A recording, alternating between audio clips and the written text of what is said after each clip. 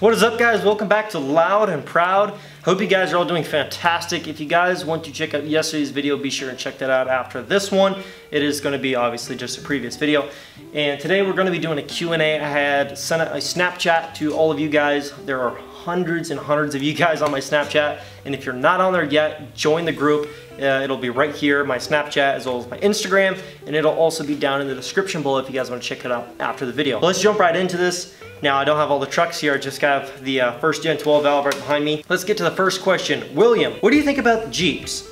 Would you ever drive a Cummins Grand Cherokee 75th edition Jeep? Question mark. Or is Dodge your favorite truck? Dodge per se isn't necessarily like my favorite truck, but I do like the 12 valve Dodges. The one I like the most of all Dodge trucks ever is this one sitting right behind us.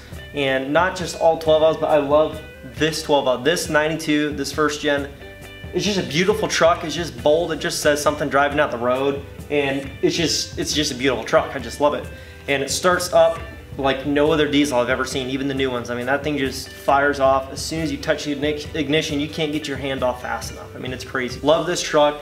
Just the sound of it, just everything about this truck I love. So not all Dodge trucks in general, but I do like the first and second gen 12 valves. This is Adam H. He says, do stickers actually increase your truck's horsepower? Question mark. Kind of a joke. Depends on the sticker. And this is from Jack. Sorry dude if I don't say your name right. Your name is Jack. What is the stupidest mod that you can put on a truck in your opinion? The stupidest mod. Stupidest mod you can put on a truck. And this is just my opinion. There's gonna be some guys out there that are gonna tear into me because of this. I think the stupidest mod you can do, not necessarily to any truck in general, but more particularly four-wheel drive trucks, is to put street tires on a four-wheel drive. Putting street tires on a four-wheel drive truck just seems a little bit dumb to me. Now, if you're going to the track and you want to put some track tires on it or whatever, street tires for the track, to put street tires on a lifted 4x4 just seems a little bit dumb. I mean, for me, my application, because I sometimes have to go off-road when I'm out deer hunting and stuff and, you know, go back. But I think that's really dumb, but that's just my opinion. Like I said, my opinion, so that's my opinion. Street tires on a 4x4, it's a no-go. Am I gonna lift my truck? Not this one, but the second gen. I'm going to put a 3-inch leveling in the front. And the reason for that is because I just want to put 33s on there, and I don't think I need more than 2 inches, honestly, but I want that 3rd inch just to make sure that my tires don't rub, and if they do, it's very, very, very minimal and something that I can fix. I just like leveled trucks, and I think that's the best thing for me. And when I had my Silverado, I had that thing lifted 6 inches, but that just made it look like a level heavy duty. Like for a Silverado, 6-inch lift makes it just look like a level, 3/4 ton or 1 ton pickup truck. Yeah, I'm gonna lift the truck only 3 inches in the front. What's the next upgrade that I'm doing? To my truck, my next upgrade is gonna be my wheels and tires. I don't know if you guys consider that like a big upgrade per se, but it's definitely gonna be an expensive one. I gotta get wheels and tires for the second gen, so that's gonna be my next thing for that truck. How did you get out of school at 17 years old? Well, I was supposed to graduate next year this time, but I did accelerated online courses through a program called Penn Foster, and basically how it works is you can go through there, you can do 4 years of high school and basically whatever time span you want, as long as it's under 3 years, and basically it's self-paced, so you can go as fast as you want or as slow as you want as long as you complete it within the time frame that they give you. Basically, that's how I graduated at 17 years old. Just as soon as I completed the courses, I was done, and that's how I was done at in April. So that was Chase Reed. Cody Sendit, why did you get an automatic transmission instead of a manual? I got an automatic just because I like not having to shift through the gears myself when I'm doing like in traffic and stuff like that. I can drive a manual. I've done it before on like a trail truck and stuff like that, and I drive tractors and it's not really that much different. You still have the shifter and everything else, and you have to put in your clutch and all that jazz. It's the same concept, so I can drive a manual. I just didn't want a manual for a daily driving truck, and it's just not a big deal to me. Like if I was actually looking at a manual pickup truck, like it wasn't like I wasn't totally nixing the option of a manual. I just preferred an automatic and a daily driver. JD Danks, would you move to Georgia? Would I move to Georgia? Probably wouldn't. Well, take that back. Possibly. I'd possibly move to Georgia. I was born in Atlanta, Georgia. For those of you who don't know that, which all of you should not know that except for family, I was born in Atlanta, Georgia when my dad was down there for school, and then we moved up here to Indiana and been here ever since.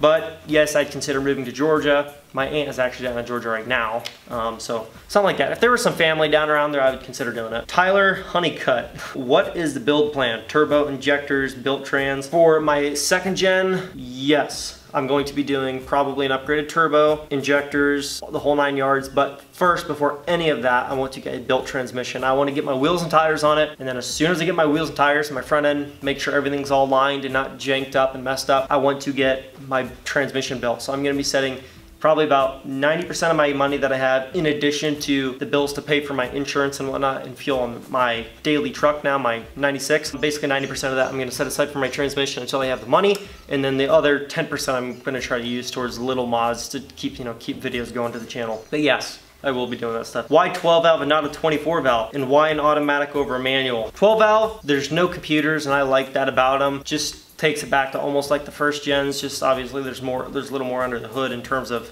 just stuff. But I just love the simplicity of a 12 valve. Just the thought of no computers, not a bunch of wiring harnesses and all this other crap. It just felt better going that route for me. And I like the thought of more mechanical horsepower mods than anything. And why over a manual, I already explained that. And that was Redneck. That's his Snapchat. Dominic Standifer?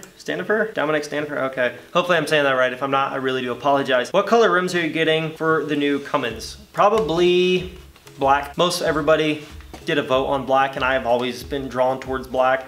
More particularly the fuel hostage wheels. I like those the most. What do you plan on doing with the second gen build? I did a video on this, and this is from Matt. I did a video on this, so if you guys want to go check that out, that is, let's see, I don't even know. You'll see the video in my 96 12 valve build playlist. It'll be titled, what are my plans for the second gen? I would answer that question right now other than just the video fact, but there's just too much to go on about that. So that is where you can find the answers to that. Luke Romberger. Hopefully I'm saying that right. Right guys, like if I say this stuff wrong, I really don't mean to say it on purpose. I just don't know. He says, why don't you build a Chevy? Actually, we've considered doing a Chevy. We just haven't yet because we've got 4 trucks right now and they're very, very, very, in the baby steps of actually getting it built on. So we haven't really felt the need to pick up another truck to start to work on. We've got this one here that we keep getting stumped with little things like parts not coming in, or we can't find gaskets and crap like that. So we just don't want another truck. And if we did, it would be a square body Chevy, probably like the early 80s models, if that sounds about right for the square bodies.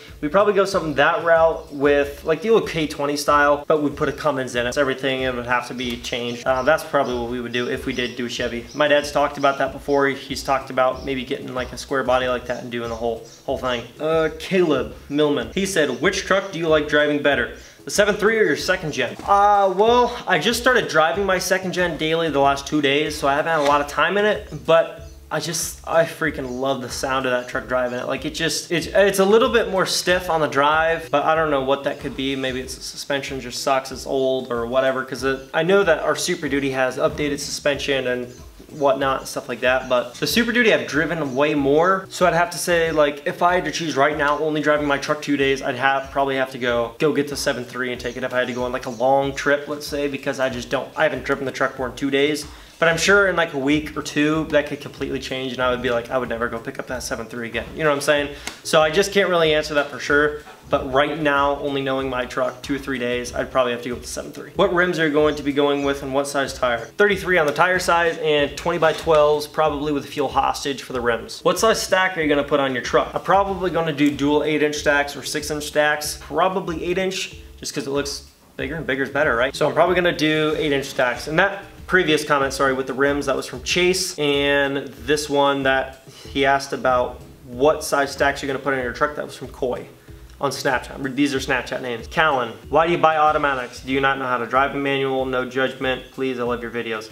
Let's see. No, I already answered that question. No, I can drive a manual, I just don't prefer it in a daily driver. How soon will you have stacks put on? That's a good question, but let's see. I already said that I have to do my tires and wheels first, and I want to get my transmission built before I do anything else, just because those trucks kind of worry me sometimes. And then I'll probably, from that point on, I can do whatever I want, I guess. Paint's not a huge deal, but I do want to get it done, color matched everything, but I can't paint the truck until I get all my other bumper and my rockers and my new tow mirrors and all that crap put on anyways, because I'm going to do it all at once. So that's going to be the deal with that. Stacks, I don't know. It could be any time after I get the transmission built. From, I can't read it because it was a Snapchat picture. Will you ever set up a PO box so we can send you items? I've had a lot of people ask me this actually in my Snapchat, because I've got, like I said, I've got hundreds of you guys on there, but I don't have one yet, but I would like to have one set up soon. I just don't know how much they cost per month. Probably not anything too crazy, but right now I really am tight on funds, and I'm trying to work my butt off and do everything that I can to try to earn money so I can keep, you know, paying for new upgrades and stuff on my truck coming up here, as well as just, you know, obviously paying to hold on to the truck and everything else and maintenance. But yeah, I just don't know when. If it's like a really cheap thing